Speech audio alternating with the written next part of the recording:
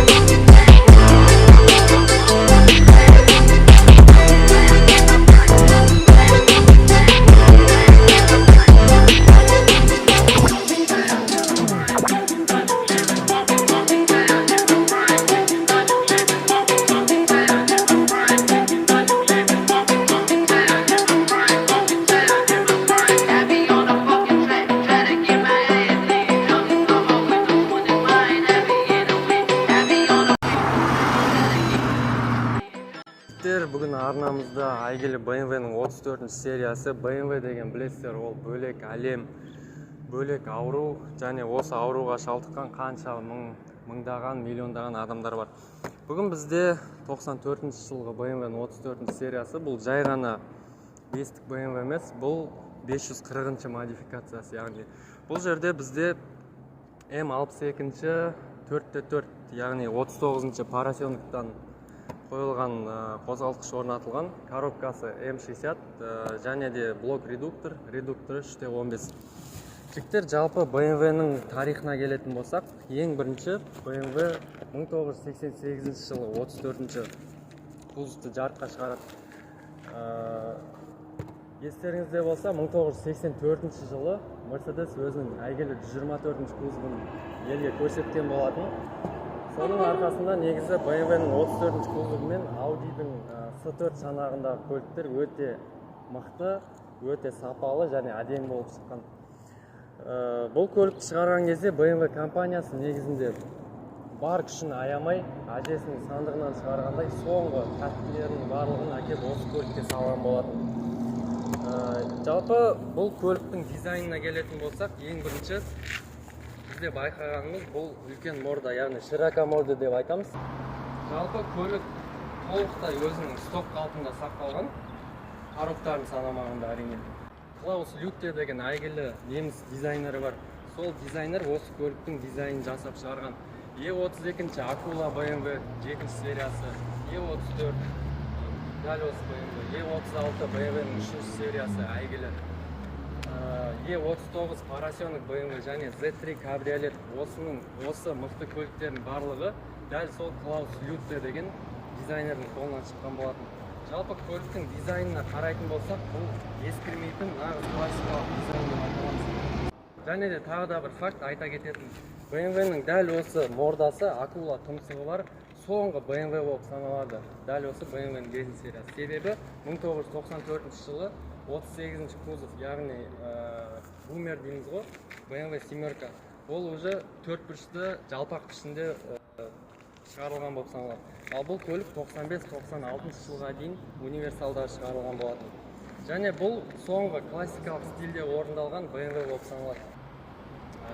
Көліктің алдынан қарасаң да, артынан қарасаң да, шетінен қарасаң да өте әдемі көрінеді. Артыңғы бөлігіне келетін болсақ, бұл жерде бізде L тәріздес BMW-ның визитный карточкасы дейміз ғой, BMW-ның фишкасы. Осы L тәріздес фонарлар ең бірінші осы 34-ші кузовқа қойыла бастады. Тек 5-ші серияны айтып жатырмын. Бұл жерде бізде бленда қойылған, фаралардың барлығы Hella, оригинал фаралар және вехтот ауыстырылған. Шеткі айналары, кәдімгі сток BMW-ның 5-ші сериясының айналары, кейбіреулер алып өздері М зеркала дейміз ғой, М айналар өздері қойып алды. Егер біле білсеңіздер, BMW заводы соғысқа дейінгі жылдарда ұшақтардың қозғалтқышын жасаумен айналыспақ. яғни біздің ұшақтың алдында пропеллер болады ғой, сол айналған уақытта осындай бізге көріністі береді. Бұл жерде сол көрініс орындалған. Ал ақ және көк түстер ол аспан және бұлттың түстері болып саналады. Жалпы жігіттер көліктің дизайнын жасаған әйгілі неміс дизайнері Клаус Лютте болатын. Ол былайша айтқанда E32 кузов Акула BMW семер комплект жасында, E32, E36 тройка BMW әйгілі, E39 Парасенок BMW, Z3, Z3 кабриолет BMW барлығы сол кісінің қолынан шыққан. Көлікті қарасаңыздар, артыңғы бөлігі де, алдыңғы бөлігі де, шетінен қарасаңда өте барлығы пропорционалды, барлығы қатаң стильде орындалған. Көлік жалпы өте әдемі. Қазіргі күннің өзінде жолда кетіп бара жатқан кезде көлік былайша айтқанда назарсыз қалмайды жігіттер. Жалпы BMW туралы әңгіме неден басталады? BMW айдап көрмеген, өмірінде BMW-ге отырмаған адамдар көбісінің әңгімесі дәл осы 34-ші кузовқа келген кезде: ой, BMW бұзыла береді, содан шықпайсың, май жейді, анау-мынау деген сияқты көптеген әңгімелер бар. Жігіттер 1 миллион, 1,5 миллионға BMW алып, ана жер анандай екен, мына жер мынандай екен деген сияқты әңгімелерін қойыңдар. Себебі 1 миллион, 1,5 миллионға тірі BMW табу мүмкін емес. Дәл осы 34-ші кузовта. Тіпті 2.5 қозғалтқыш пен жабдықталған жақсы BMW-лар қазір 2,5-3 миллионның өзіне әрең дегенде табасың. Ондай әңгімені қою керек. Негізі сендерге айта кетейінші. Жалпы тек қана BMW емес, кез келген 30 жылдан асқан жақсы қаралмаған көлік, ол сенің былайша айтқанда 30-дан асқан әйеліңмен бірдей. Себебі неге десең, ол біріншіден сен миыңды күнде итереді, сенен ақша сұрай береді, оған постоянно күтім жасап тұру керек. Одан кейін тамақты көп жейді, яғни бензинді де көп жейді. Одан кейін оның екеуінде күнде кайфпен айдай алмайсың. Бар айырмашылық сонда. Жүк салғышына келетін болсақ, өте сыйымды. Әрине бұл бизнес класс болғандықтан, былайша айтқанда бір адам спокойно сыйып кетеді. Кезінде 90-шы жылдары талай адамды естіп, қалған шетіне апарып, енді не істегенін білмейміз. BMW туралы айтатын болсақ, мен өзім негізі таза BMW-шник емеспін. Бірақтан бүкіл ағаларым, өзінің тұратын райондағы балдардың барлығы BMW айдап өскен. Бала кезінен BMW-ге отырып, айдап та көрген. Бұл марка маған өте ұнайды. Жалпы өзім Мерседеспен жүретін болсам да өте қатты ұнайды. Жалпы мен неміс машиналарының фанатымын. Енді айта кетейін дегенім, мысалы жолда келе жатасың, Мерседес айдайтын жігіттер болсын, BMW айдайтын жігіттер болсын, всегда екеуі бір-бірімен жаңағы бәйгеде ғой. Бірақ жолда келе жатсаң, бір BMW мені көрсе, бір өзінше қатайып, бүйтіп қолын не істеп алып, жолымды кесіп кетіп, немесе қысып кетіп, газовать етіп, бір-біріне қарсы шығып, авариялық жаңағындай жағдайлар жасап жатады да, ондай нәрсе керек емес жігіттер. Сендер екеуің де өте мықты машина мініп жүрсіңдер. Біреуің мысалы Mercedes 324 мінсіңдер, екіншісін BMW мініп жүрсіңдер. Ол екі көлікті салыстыруға болмайды. Ол екі көлікте нағыз инженерлер жасаған, адамға арналып жасаған ең мықты көліктер. Сол үшін жолда өте абай болайықшы. Mercedes айдасаң да, BMW айдасаң да, сол нәрсені сізге жеткізгім келеді. Жалпы 30 жыл болған машина, ескі қысқы, не істейсің бұны деген сияқты тағы да бір сұрақтар бар. Ол сұрақтарға сендерге жауап бере кетейін. Негізі мынау жарайды. Шамамен 14 айдайтын, Priora айдайтын жігіттерге, Nexia айдайтын жігіттерге жауабым. Сендер айтасыңдар, жаңа көлік жақсы, ақша салмайсың деген сияқты. BMW-нің егелері бұл көлікке ақша салады, және не үшін салғанын өздері біледі. Сен бұл көлікке 100 мың теңге салшы, бұл көлік саған 100 мың теңгеге жақсырек жүріп береді.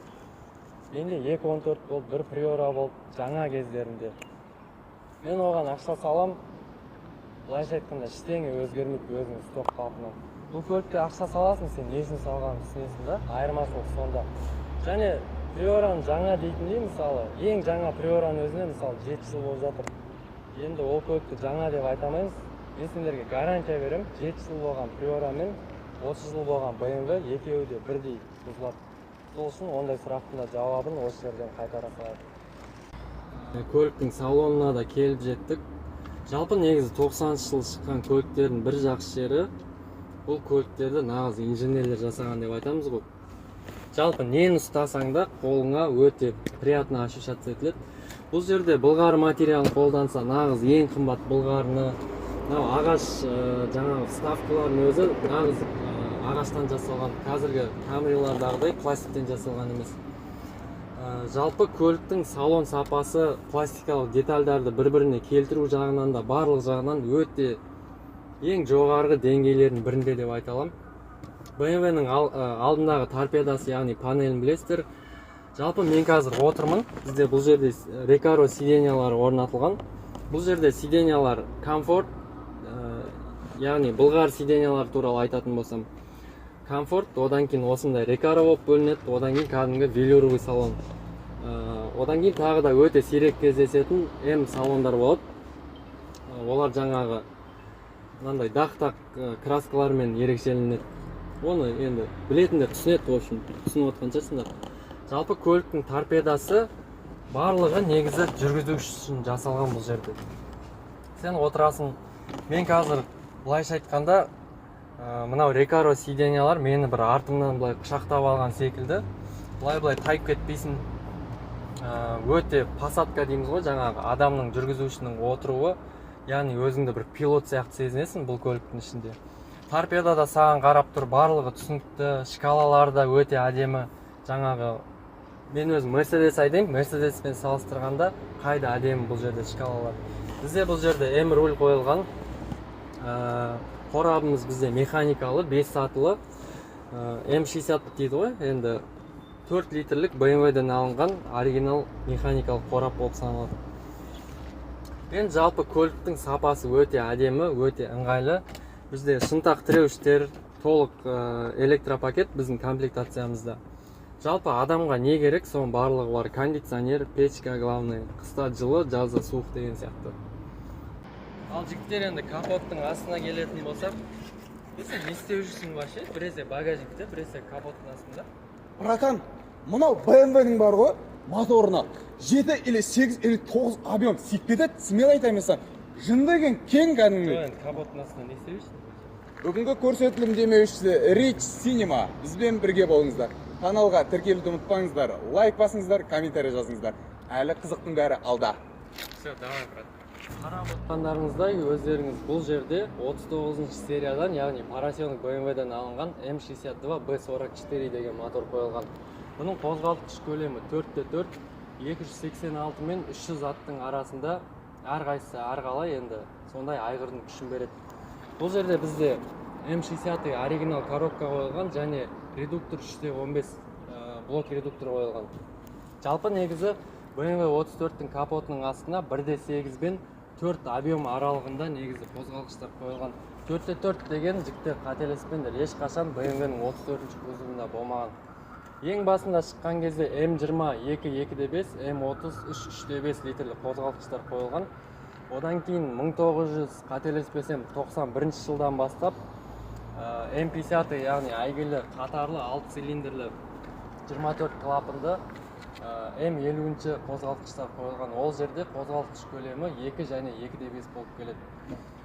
Одан кейін M60 қозғалтқыштар, ол 3 және 4 литрлі 8 цилиндрлі қозғалтқыштар бұл жерде қойылған.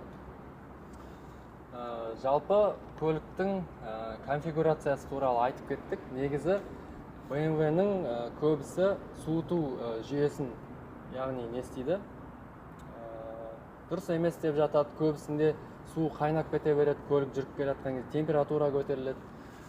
Бұл жерде жалпы кездесетін проблемалардың бірі суыту жүйесі болып табылады. Сондықтан бұл көліктерде көліктің температурасына ылғи қарап, сол нәрсені қадағалап жүру керек.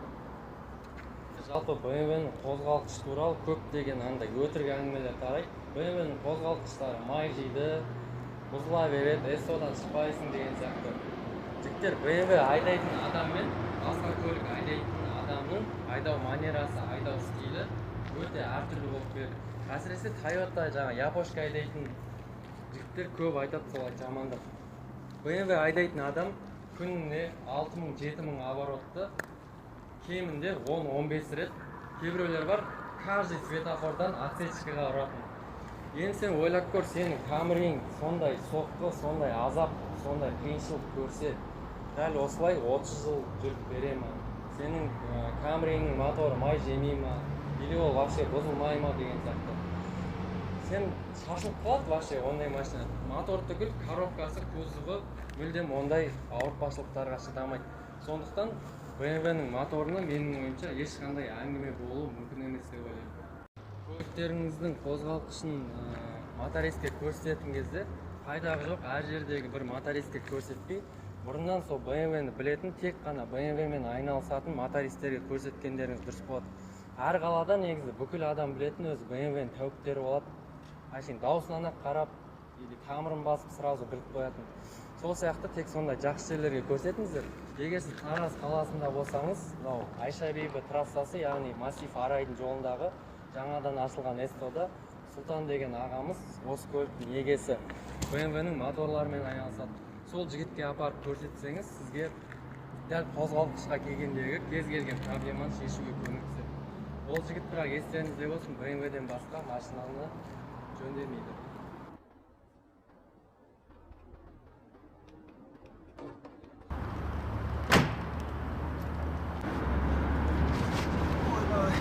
Көліктің артына отыратын болсаң, енді шыны керек, көліктің артқы бөлігі шынында да өте тарлау болып келеді. Өз классында ең тар арты осы BMW-де болып саналады.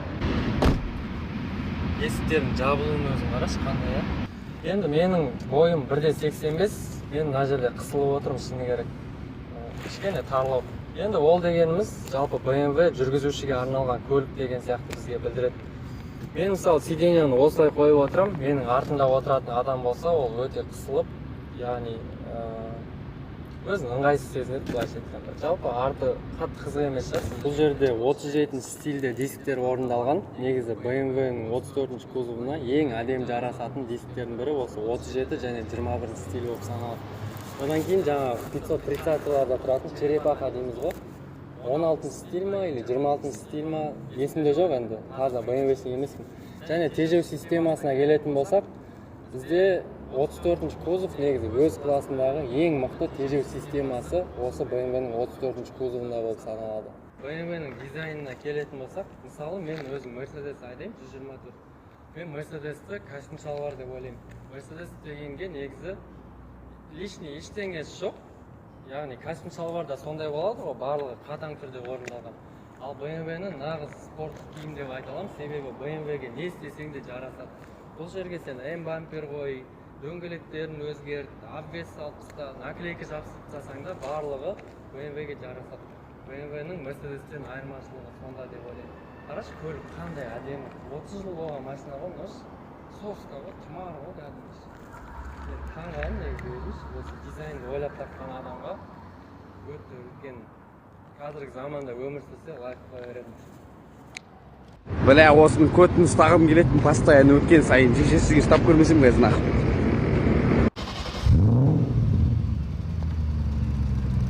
Бүгін сіздермен бірге болған Артик Моторс каналымызға тіркеліп, лайк қалдырып, комментарий жазып кетейік. Қалай жігіттер, ұнады ма көлік?